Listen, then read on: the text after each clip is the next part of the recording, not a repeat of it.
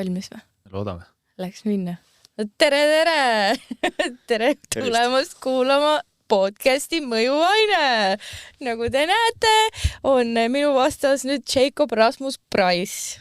Ametlik. Tere! Ütle siis inimestele paari sõnaga, kes sa üldse oled? Personaaltreener Jacob Price. Unustasid mainida ette. Ja mis ma ikka, ma olen bussijuht spordibussis. Kui keegi ei teadnud, siis on mu boyfriend, mida ta ise ei öelnud. Tema on treener. Eks olulised asjad enne kõike. Okei. Teate, milline on meie suhte dünaamika? Räägi siis, mis spordibussis tehakse? Trenni. Mis asi on spordibuss? On ta buss või? Otseselt ei ole buss. Eks ta rohkem siuke kommuun inimesi, kes tahavad võib-olla elu kõrvalt paremasse vormi saada ja natukene ka trenni teha. Miks spordibuss? Sellepärast, et see algas kõik sellest, et väljas trenne teha, kus on mul siis bussiga sõidan kohale, bussijuht nagu ma olen, ja buss on varustust täis ja siis paneme trennid püsti, aga kliima on siuke, et praegu enamus trennid on ikkagi siseruumides toimunud. Buss on üldse või? Buss on ka kuskil veel. Bussi sõida ammu. Aga spordibuss sõidab kaugele. Spordibuss sõidab igale poole. Ja. Vana sinise Passatiga. Täpselt. Aga räägi veel siis, mis asju sa ajad seal spordibussis, mis toimub seal, mis sa teed? Mina teen suht vähe, teised teevad kõik. Sa lihtsalt tahad mingi tee see. Umbes niimoodi. Koorat või? Tudis, tudad, king in the gas. Põhimõtteliselt küll, jah. Praegu me teeme ringtrenne. Kui nüüd selle spordibussi kontseptsiooni juurde tagasi minna, siis ringtrennid paar korda nädalas on privaatses jõusaalis praegu Sõle 14 ja seal meil käib. Ja muidugi, kus sa ise ka oled käinud. Paar korda olen, jah. Väga tubli. Aga võiks tublim olla. Ma ei viitsi üldse käia. Võiks alati tublim olla. Aga jah, personaaltreeningud ka jõusaalis ja nii me elame. Nii me elame tõesti. Niimoodi me reisime. Kui keegi kogu aeg mõtles, kuidas me saame reisidel käia, siis Jakob teeb tööd ja mina reisin. Või siis pigem meil lihtsalt ei ole nii palju kohustusi nagu võib-olla teistel. Seda ka, pluss meil ei ole uhkeid asju konkreetselt. See pusa on kõige uhkem asi, mida ma oman. Kõige kallimad on meil tossud vist. Sina oled kõige uhkem asi mul. Oota, praegu on ametlik osa, praegu on intervjuu. Võrdse läme. Mis sa räägid siin siis? Mis ma rääkima pean? Sa võid veel ennast tutvustada natuke rohkem. Polegi midagi rääkida. Kust tuled? Raplast. Miks sul siuke nimi on? Sellepärast, et mul isa on inglane. Või Rasmust mõtlesid või? Miks sul on 3 nime? Seda ma ei tea. Aitäh teile. Seda ma ei tea, miks mul 3 nime on. Tead ju? Tean või? Jah. Miks sulle pandi Jacob ja siis pandi Rasmus? Kogu aeg räägid seda. Et oleks eestipärane nimi sees. Ma ei mäleta ka kõike, mida ma räägin. Et oleks mingi eestipärane nimi sees. Mis sobib ideaalselt sinna nime sisse. Jacob Rasmus Price. Yeah. Aga sa tahad, et inimesed ütleks Jacob või Jakob? Ma ei tea, kui nad positiivsel noodil ütlevad, siis mul otseselt vahet ei ole, las ütlevad nii, nagu neil mugav on. Aga Jacob poliitiliselt korrektne on Jacob. Nagu Marko Reikop. Jääb lihtsasti meelde. Kui keegi tahab nagu tulla fightima või nagu möllisema, siis paluks Jacob öelda. Jah. Võiks mitte fightima ja möllisema tulla. Kas sa ise oled konfliktne inimene või? Absoluutselt mitte.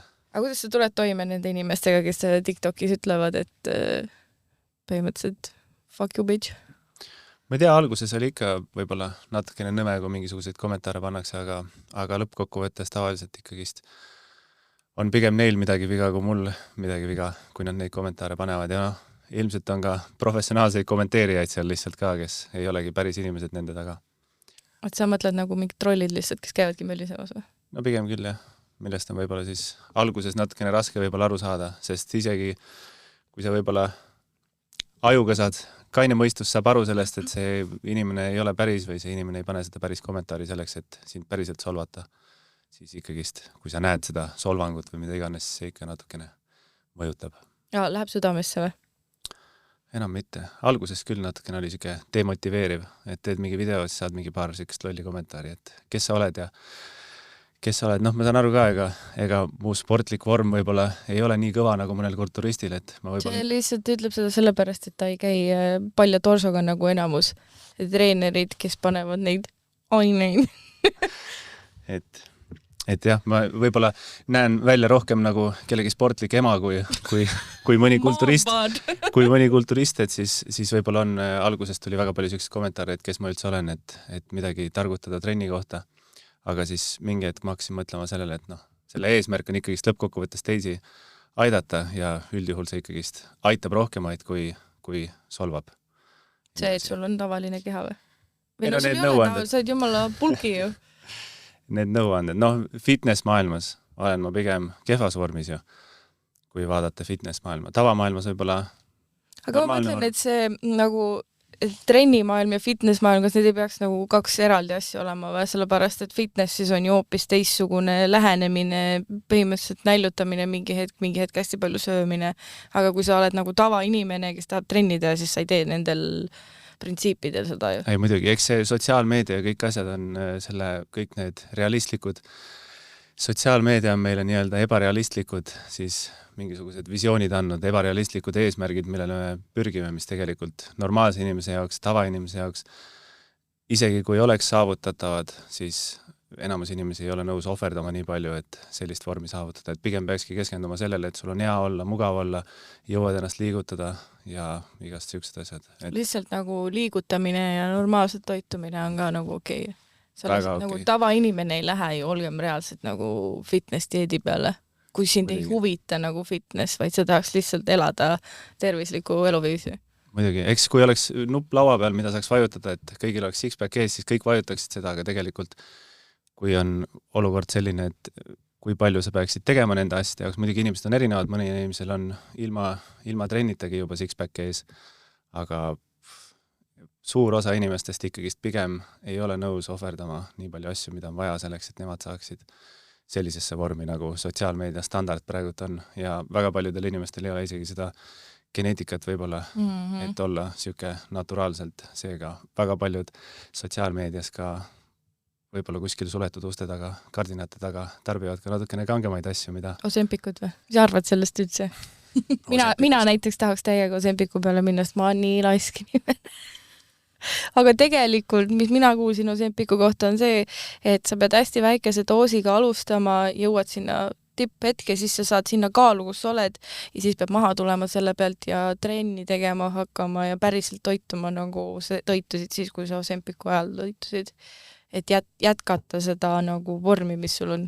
Ma arvan, et ma ei ole positsioonis, et inimestele soovitada Osempikut või kirjeldada, kuidas seda kasutada, aga ma arvan, et enamuste inimeste probleem on pigem nende harjumused ja miks siis tihtipeale, kui minnakse mingisuguse dieedi peale või siis mingisuguste süsteemide peale, mis aitavad neil ajutiselt siis kas vähem süüa või mida iganes teha, et siis rasva kaotada, siis tihtipeale miks minnakse tagasi, miks võetakse kaalust tagasi juurde, on sellepärast, et ei muudeta enda harjumusi. Et sa võib-olla suudad 10 nädalat ennast näljutada ja mingisuguseid asju süüa, mis sul ei maitse, mingid Brüsseli kapsaid näost sisse ajada, mida tegelikult ei pea ju igasuguseid köögivilju on väga palju erinevaid, Brüsseli kapsas ei pea see ainuke olema või brokoli. Aga tihtipeale, mida ei tehta, on see, et ei muudeta enda keskkonda ega enda harjumusi ja siis tegelikult ongi iga päev on siuke tahtejõu challenge ja miks tagasi langetakse, ongi sellepärast, et lihtsalt nii palju tahtejõuda on selle jaoks vaja. Aga kui natukene endal harjumusi muuta, võib-olla see protsess võtab natuke kauem aega, et sinna eesmärkideni jõuda, siis tihtipeale on see natukene jätkus. Aga mis sa mõtled keskkonna all? No kõike oma keskkonnas muidugi ei saa muuta, et me võib-olla ei saa ümber kolida, kui meie maja ees on McDonald's, aga mis me saame teha, on võib-olla alustada enda kodust, et kui sa tahad vähem õlut juua, siis võib-olla ära hoia enda külmkappi õllesid täis. Võib-olla ära hoia kommikausse laua peal, ära osta igaks juhuks šokolaad endale koju ketlin. Sellepärast, et muidu sa sööd need igaks juhuks samal päeval ära ka. Ei, mul on olnud šokolaadid mitu kuud seisnud seal. Sellepärast, et need on mingid rõvedad šokolaadid. Ei ole, üks on Dubai šokolaad, mis ma Istanbuli lennujaamast ostsin. No see oli nii kallis, et sa ei raatsi seda ära süüa. See oli 4,95. Me lihtsalt läksime kuuks ajaks ära jälle. See jäi koju. Häked! Aga jah, ma arvan, et üldsegist kõik, kes alustavad enda fitness teekonda, siis see ei pea algama nagu challenge'ina või sa ei pea mingi 75 hard challenge'id tegema või mingid 30 päevast mingid, ma ei tea, ei söö süsivesikuid või mida iganes, mingid imelikud challenge'id tegema. Et mida raskem see on, tähendab, raskem ei tähenda seda, et see annaks sulle rohkem tulemusi. Muidugi tihtipeale on natukene vaja pingutada selleks, et tulemusi kiiremini näha, aga mida raskem see tegevus on, seda mitte jätkusuutlikum see on selles mõttes, et kui sul mida ebameeldivam on. Mida ebameeldivam see on, seda raskem on seda üleval pidada ja see protsess üldjuhul ei ole lühike, ehk siis kui sa tahad kaalu langetada, mida sa oled 5 või 10 aastat kogunud endale keha peale, siis sa ei saa sellest ilmselt mingisuguse 5 paari kuuga lahti. 5 aastat. Et... Ja tein ühe trenni ära ja ei saa aru, miks ma ei ole kaalu kaotanud ja miks ma ei ole nüüd skinny jälle. Back to the extra small. Äkki pead 2 trenni tegema? Järjest või? Vahepeal? Ei? Keha peab ju taastuma, kas sa siis ei tea või? Ega sa ei peagi järjest tegema. 2 trenni nädalas vähemalt. No ma üritan ju. Aga elu tuleb ette. Elu tuleb vahele.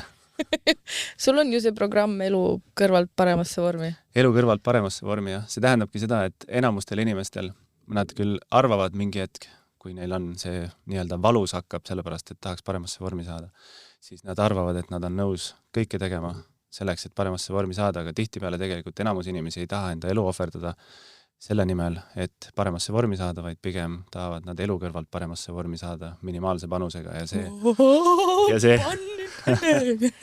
ja see programm ongi siis mõeldud selleks, et me leiame sellised nii-öelda lihtsad minimalistlikud süsteemid, tegevused selleks, et sa saaksid vastavalt enda eesmärkidele, enda võimalustele, võimekustele siis töötada enda parema vormi suunas ja elu kõrvalt eluks ajaks paremasse vormi võiks selle isegi nimetada, sellepärast, et me üritame keskenduda lihtsatele harjumustele, mida sul on lihtne järjepidevalt üleval hoida, ehk siis see ei ole enamuste inimeste jaoks 6 korda nädalas trenn ja mingi 5 tundi kardiot nädalas ja mingisugused ranged dieedid, vaid ongi pigem keskendume sellistele lihtsate asjadele, nagu oligi seesama keskkonna muutmine võib-olla, nii nagu sa saad, siis sul on iga päev palju vähem tahtejõudu, et ennast mitte üle süüa näiteks.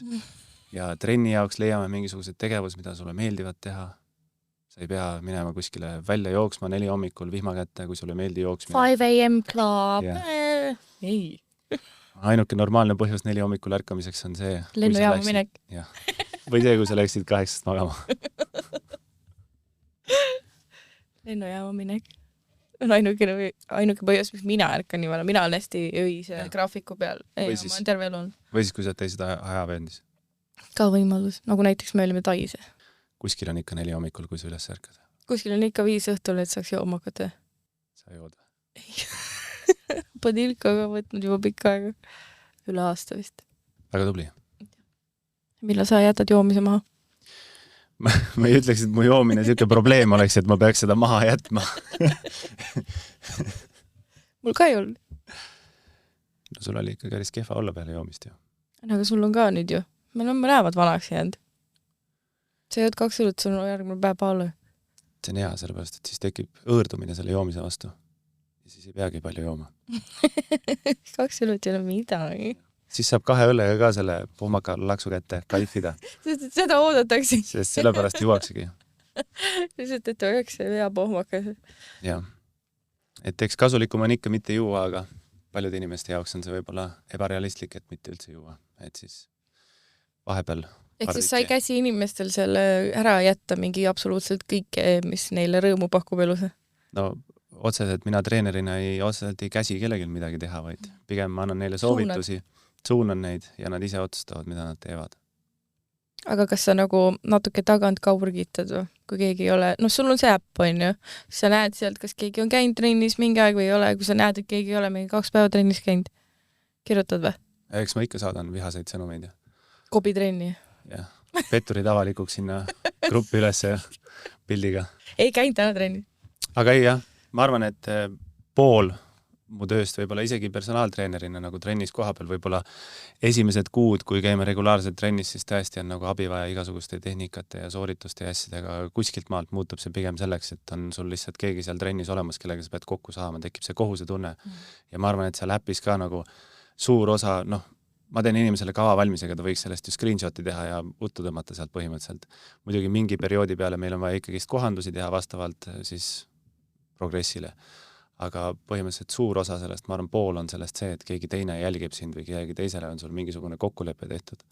Ja siis see võib-olla motiveerib inimesi rohkem isegi kui paljud muud asjad. Ehk siis see, et sa annad kellelegi lubaduse või? Aga osad inimesed on siuksed ju, kes ei pea nii või naa elus oma lubadustest kinni.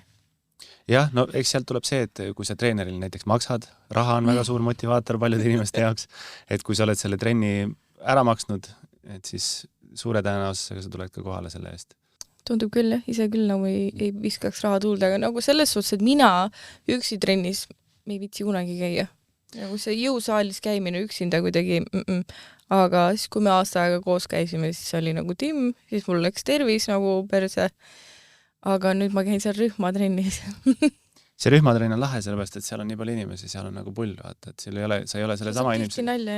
Jah, sa ei ole selle sama ühe inimesega trennis, kus sa vahepeal pead mingisuguseid imelikke lauseid ütlema, et vaikust ei oleks, vaid sul ongi 8 inimest, 5 inimest, kellega rääkida, möla ajada.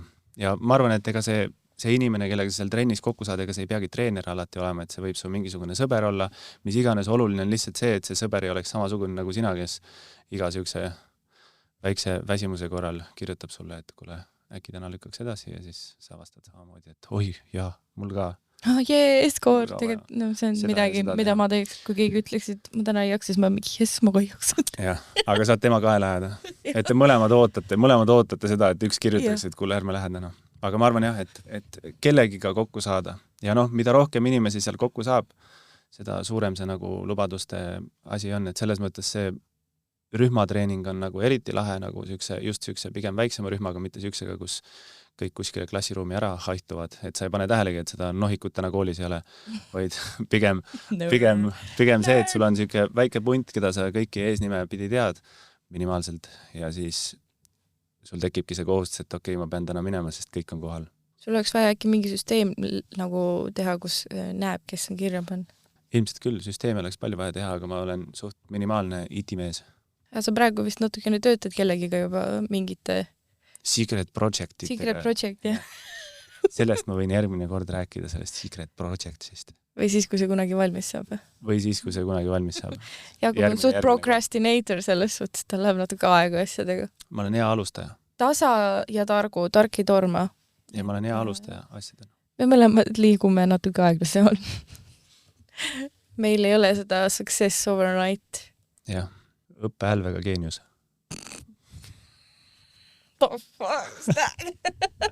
Võtab natuke aega, et asjadest aru saada. Asjadest saan aru, aga asjad ei liigu. TikTokis palju öeldakse, et treeneril ikka peaks olema fit naine, mis nendele vastab. Sest obviously ma ei ole, mulle meeldib natuke rohkem snackida. Aga see ülekaal ei ole tulnud lihtsalt nagu niisama, seal on tervislikud põhjused on ka olnud. Aga ma ei ole kõigega tegelenud ka. No ma arvan, et esimese asjana muidugi ükski inimene ei peaks muretsema mingisuguse võõra inimese standardite pärast. Et kui keegi teine paneb sulle mingisugused standardid, siis sa ei peaks absoluutselt selle pärast higistama. Ja igaüks saab ise otsustada, mis ta oma elus teeb, mis vormis ta on. Ja meil ei ole ühtegi mingisugust nii-öelda ühte standardit vormile, mis meil kõigil peaks olema. Ja sotsiaalmeedia, ma arvan, et ongi selle täiega ära rikkunud selles mõttes, et inimesed, kes on tegelikult väga heas vormis, nende kohta, ei öelda, et nad heas vormis on. Heas vormis oled sa siit, kui sa oled mingisuguses eliitvormis, mis ei ole isegi nende lava vormis nii-öelda või? No, kuhu tihti peale jõutakse tänu droogsidele või?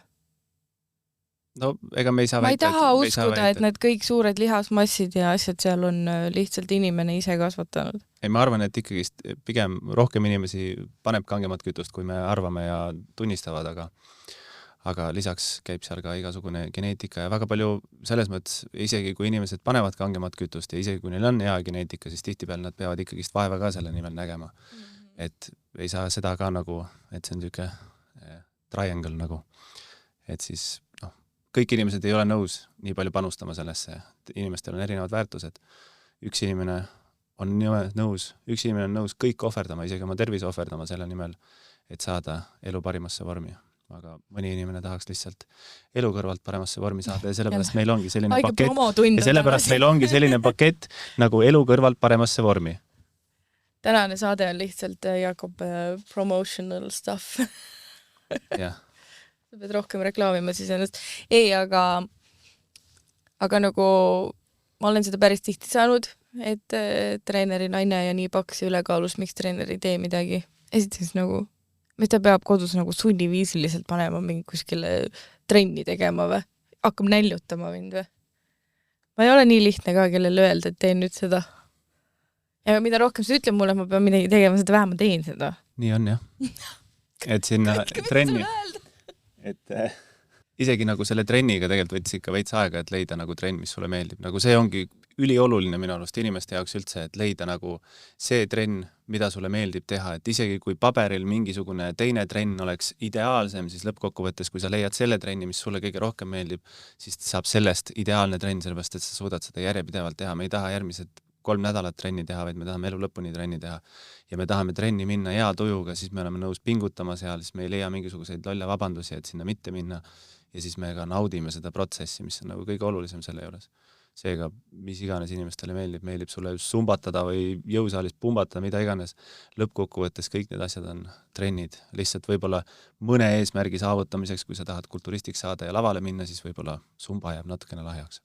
No, seda ma ei tea, aga mulle ei meeldi jõusaal otseselt, nagu mulle ei meeldi seal käia ja sellepärast nagu ma selle ringtreeningu kasuks otsustasin ka, sest et seal vähemalt on nagu mingi vibe. Muidu mulle väga meeldis tantsida, ma tantsisin mingi 20 aastat kokku, mitte zumbat.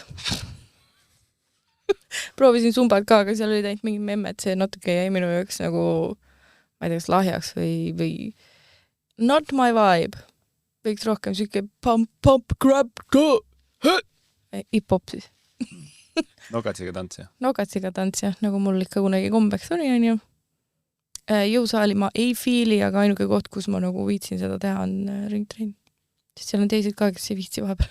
Ja see on ka jõusaal, panime seda, et see on ka jõusaali trenn, aga see on lihtsalt veits teistsuguse ülesehitusega. Kõik need masinad ja asjad on nagu jõusaali masinad, see ongi mingi väike jõusaal.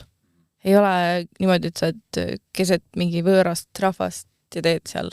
Jah, ainult meie grupp on seal, kellega me seda trenni parasjagu teeme ja teeme ka peamiselt jõuharjutusi, aga lihtsalt natukene tempokamalt ringis ja tulebki siukse 40 minutiga saad ikka või 45-50 vahepeal. Kui väga tubli grupp on, siis on vahepeal isegi boonusring olnud, et siis tuleb siuke korralik trenn, mis aitab sul nii võhmale kaasa, kui jõule kaasa, kui tervisele kaasa ja ka enesetundele väga hästi kaasa. Ja see sobib eriti hästi siis, kui sa soovid saada elu kõrvalt paremasse vormi. 2 korda nädalas on trenn 45 minutit ja annan sulle teisi soovitsi ka ja see õpetab sind ka väljaspool seda ringtreeningut jõusaalis iseseisvalt treenima.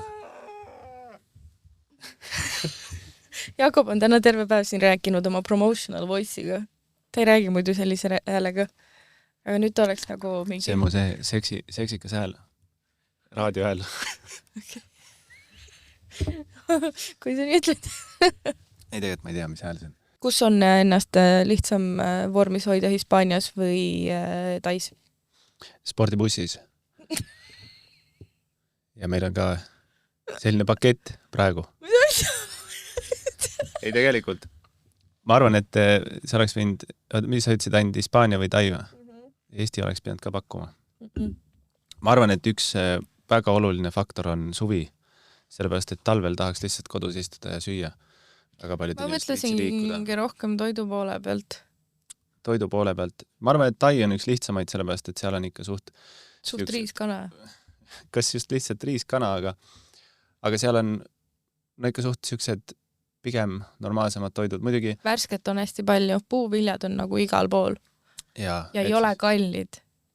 Et siis sa saadki väga palju puuvilju süüa, köögiviljad on tegelikult paljudes heinetes sees, liha on enam-vähem ja ei ole võib-olla ei söö nii palju nii-öelda rämpstoitu, muidugi seal osades kanariisi kohtades ka seda segatakse nii palju õliga kokku, et sul võib-olla tegelikult on suht rasvane see heine, mis tõstab seda kaloraasi, aga ma arvan, et pigem seal on ikkagi siuksed täitvamad toidud, millega kui sa aastaringselt seal elaksid ja sööksid neid siukseid standardtoite, mitte liiga rammusaid, siis seal saab isegi nagu võib-olla automaatselt nii-öelda vormi, pluss seal on normaalne ilm, saad väga palju ringi liikuda, seal on ilmselt, kui sa seal oled, siis sa käid seal ilusti trennis ja värki, palju sul ikka seal muud teha on? No remote jobi ikka teed ju. Jaa, aga vabal ajal, et sul võib-olla... Jah, no Taisse lähevadki tavaliselt need, kellel on vabadust rohkem, et päris kontoritöö pealt sinna ei saa minna. Ja mida vähem üleriideid sa kannad, seda suurem tõenäosus on, et sa ka tegeled enda vormiga nii-öelda. Või mida rohkem sul aasta jooksul särk seljast ära on, seda rohkem ma arvan, et inimene tahab tegeleda enda vormiga. mitte et ta peaks selle pärast tegelema, et suveks vormi saada, sest suvel ei ole ühtegi kriteeriumi ja sinu vormile sa ei pea mingis standardis jälle olema, et suvele vastu minna. Aga lihtsalt ma arvan, et see lihtsalt toob seda nii-öelda teadlikkust või paneb inimesi mõtlema sellele vormile rohkem, kui nad kannavad vähem riideid. Miks mulle Eestis ei meeldi, siin on liiga palju vaja vahepeal riideid kanda. Ja kui sa tahad ka mugavamalt vähem riideid kanda, siis meil on siuke pakett. Mingi counteri varsti panemad, mitu korda seda ühe podcasti jooksul jõuavad öelda. Kus sa tunned, et sul on lihtsam korralikult siia Eestis või välismaal? Tais. Tais või? Sest et seal ma tundsin ka ennast juba kergemana, ma ei tea, kas sellepärast mul oli kõhuviirus vahepeal ja ma mingi pritsisin igast otsast mingi 3 päeva järjest, aga ei, tegelikult see kanariis vahet ei ole, kas ta on nagu mingi superõline või mitte. Mida õlisem on, seda vähem sa tahad õhtul veel süüa seda nagu, aga ei, seal just see puuviljade osa. Mulle väga maitseb nagu puuvilju, ma tahaks kogu aeg süüa, aga Eestis lihtsalt sorry, aga ma ei osta mingi 6 euri kilo või tükk mingisugust raakoni vilja. No siin me sööme peamiselt külmutatud marja ja õunu, pirne, midagi taolist. Aga need on nii üksluised kuidagi. Jah, eks troopilised, seal on nagu võib-olla suurem valik ja arbuusi, pool arbuusi maksab ka Eestis mingi 12 euri ja see on, arbuusiga on ka nüüd kõik viimaste aastatega. On cancelled. Arbuus on cancelled. Hispaanias mulle meeldis lihtsalt sellepärast, et seal oli kuidagi mõnusam, aga toit, ütleme nii nagu lõunamaades ikka on üsna saiapõhine. Seal on paella, kui sa sööd mereande, aga Jakob on allergiline ja ma ei ole fänn. Siis seda nagu paella on ka riisist, vaata, seda sa ei söö lihtsalt, sest sa ei saa süüa seda. Muidu on võileivad ja niimoodi on nagu põhiteema seal. Võikud. Oli ja igal pool olid võileivad. Ja need on odavad, need on mingi 2 eurot, saad nagu päris nagu võileiva. 2 kuni 3,50 või midagi sukest, siis on nagu erineva suurusega. Need on head, kahjuks. Aga no selle võileival otseselt ei ole midagi halba ka, see sõltub lihtsalt sellest, millest see võileib ehitatud on. Et kui no saia süüa lihtsalt konstantselt ei ole ka hea mõte. Inimesed on 1000 aastaid saia söönud. Seda küll. Ma tunnen, et sai mulle nii hästi ei mõju, kui ma seda hakkan suures koguses sööma näiteks. Eks võib-olla tõesti mõistikum on võib-olla mingisuguseid kiudaine rikkamaid saiu süüa ja natukene täisteratooteid. Aga noh, seda võileiva kontseptsiooni saab nagu nii erinevalt võtta selles mõttes, et võileib võib olla, nagu seal oli üks, mis me võtsime, oli lihtsalt pannil õlis praetud mingisugune singi juustuvõileib või siis see võib olla see oli peekoni ja majoneesiga. Mingisugune natukene võib-olla kiudaine rikkam sai koos mingisuguste köögiviljade ja mingisuguste väherasvaste lihade ja väikse avokaado. Seda saia tüüpi minu arust seal ei saanud valida küll, seal oli see üks kukkel ja see oli kõik. Aga maitses hästi küll. Täiega oli. Eriti kui majonees oli vahel. Aga muidu me vist tegime enamus ajast nagu ise süüa seal. Hispaaniast räägime, siis praegu Tais ei teinud, Tais on see mingi kanariis kuskil putkas mingi 1-2 euri vähem või? Mingi 1-2 euri. Viimane kõige odavam, mis meil oligi mingi euro vist. Ja see oli päris suur ports. 2 inimese ports. See oli Joaquinis seal kõrval või? Jaa, see oli mingi hütt. See, mis lõpuks kinni oli kogu aeg. See oli kinni ja see on ilmselt see, kus sa toidumärgitusega said. Ma arvan küll, ma sain sealt munaiki ka kuidagi. Nagu see muna nägi liiga toores välja mu jaoks, mis ma sinna peale panin ja peale seda mul läkski natukene. Just see muna seal, just see, et see kollane on vedel ja sa lased selle riisi peale, see on nii mõnus, teeb selle heaks selle söögi. See oli liiga vedel.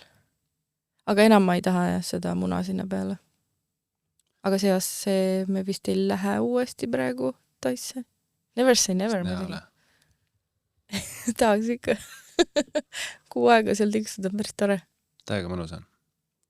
Saabki fitness life elada. Seal sa oled leidnud neid fitness putkasid ka, kus tehaksegi seda nagu toitu nagu meal service. Ja. No Eestis on ka mõned kohad, kes teevad seda, et sa saad omale kaloraaži järgi tellida. Ja no jah, eks ta võib-olla hinnalt tuleb midagi sarnast nagu siis, kui sa kuskilt väljast ostaksid omale lõuna, et selles mõttes, kui sa lõuna omale kaasa võtad, näiteks mõned inimesed, kes veel eriti, ma ei tea, tellivad Woldist omale lõuna, siis tegelikult see üks Woldi lõuna on tal juba pool päeva meal service'i hinda ilmselt. Ma ei reklaami ühtegi kohta, aga lihtsalt kui sa ikka suht ebamõistlikult omale ise süüa teed või süüa ostad, siis see meal service tuleb odavam nagu. Ja see aitab sul ja ilmselt nad suudavad nagu selle madala kaloraaži sinu jaoks tunduvalt maitsvamaks panna, kui sa ise seda kuskilt väljast saad, et mis probleem nagu tihtipeale väljast söögi ostmisega on see, et seal on ikkagi pigem nagu hea maitse jaoks need asjad tehtud, mitte selleks, et need oleksid ilgelt nii-öelda fitid sinu jaoks. Mõned kohad muidugi on nüüd tekkinud või järjest rohkem tuleb igasuguseid poodi, igasuguseid eineid, mis on mõistlikumad ja igasugust väljas saad mingisuguseid wrappesalateid osta, mis on väga mõistlikud. Aga seal olid siis need putkad, kus sa said nagu konkreetselt koha peale minna ja ka kohe nagu käigu pealt osta neid nii-öelda fit-roogasid. Ja said omale tellida ka nädalaks selle. Meil olid siis nüüd seal Huahinis mingisugused meal service'i toidud ja need olid päris head. Et ei olnud seda tunnet, et see oleks nüüd mingi ilgelt rõve kuiv kanariis lihtsalt. Ja isegi need...